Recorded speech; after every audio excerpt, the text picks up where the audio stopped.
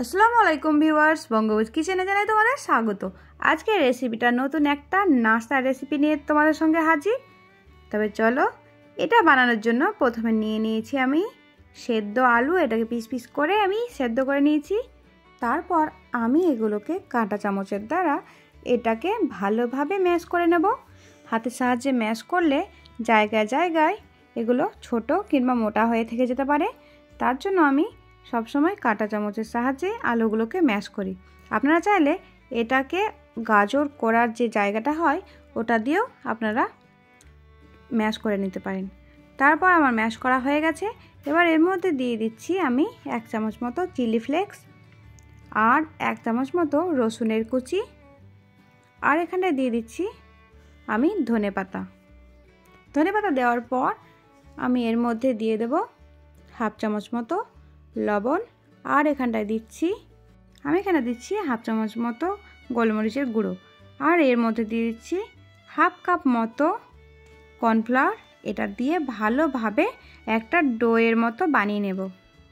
হাত দিয়ে আমি এটাকে ভালো করে ম্যাশ করে দিচ্ছি, যাতে ছোট ছোট একটু আধটু যদি দানা থেকে যায় আলুর, সেগুলো ভালোভাবে ম্যাশ হয়ে যাবে।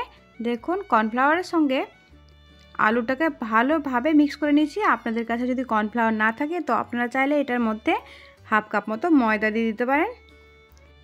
ডোটা আমার রেডি হয়ে গেছে। এবার এটাকে আমি একটা রুটির মতো লেচি কেটে নিচ্ছি। লেচিটা কেটে নেওয়ার পর আমি এখানটায় ফিঙ্গারের মতো শেপ দেওয়ার জন্য এটাকে ভালোভাবে প্রেস করে দেখুন পাতলা একটা দড়ি আকারের তৈরি করে নিচ্ছি।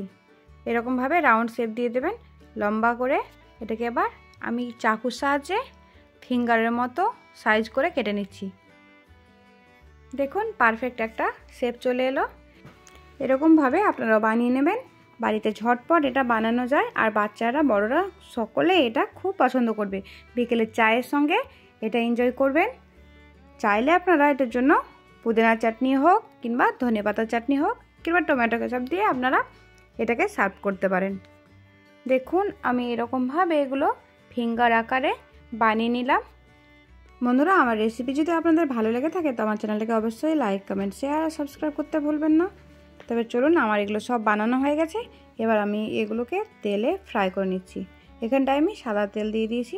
তেলটা গরম হয়ে এসেছে। এবার আমি এগুলোকে দিয়ে দিচ্ছি। এটা দিয়ে দেওয়ার পর মিডিয়াম ফ্লেম দিয়ে এটাকে ভেজে নিতে হবে। খুব বেশি হাই হিট দিয়ে দেবেন না, তাহলে এটা মুচমুচে তৈরি হবে না, ওপর থেকে জ্বলে যাওয়ার সম্ভাবনা থাকে।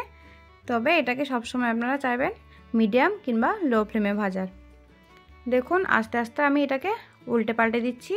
এটা গোল্ডেন ব্রাউন হয়ে আসা পর্যন্ত আপনারা ভেজে নেবেন। দেখবেন দারুণ মুচমুচে পটেটো ফিঙ্গার রেডি হয়ে যাবে। এরকমভাবে আপনারাও বাড়িতে অবশ্যই ট্রাই করে দেখবেন। আশা করছি আমার এই রেসিপিটা আপনাদেরকে ভালো লাগবে। এগুলোকে আমি উল্টে পাল্টে হালকা আঁচের মধ্যে ভেজে নিলাম। এবার এগুলোকে আমি তুলে নিচ্ছি। আপনারা চাইলে এটাকে টমেটো কেচাপ দিয়েও সার্ভ করতে পারেন, কিংবা পুদিনার চাটনি কিংবা ধনেপাতার চাটনি দিয়েও সার্ভ করতে পারেন। এগুলো আমার ভাজা হয়ে গেছে। এবার আমি এগুলোকে তুলে গরম গরম সার্ভ করব। খেতে খুবই অসাধারণ লাগে। অবশ্যই বাড়িতে এটা ট্রাই করে দেখবেন। আজকের মতো বিদায় জানাচ্ছি। ধন্যবাদ।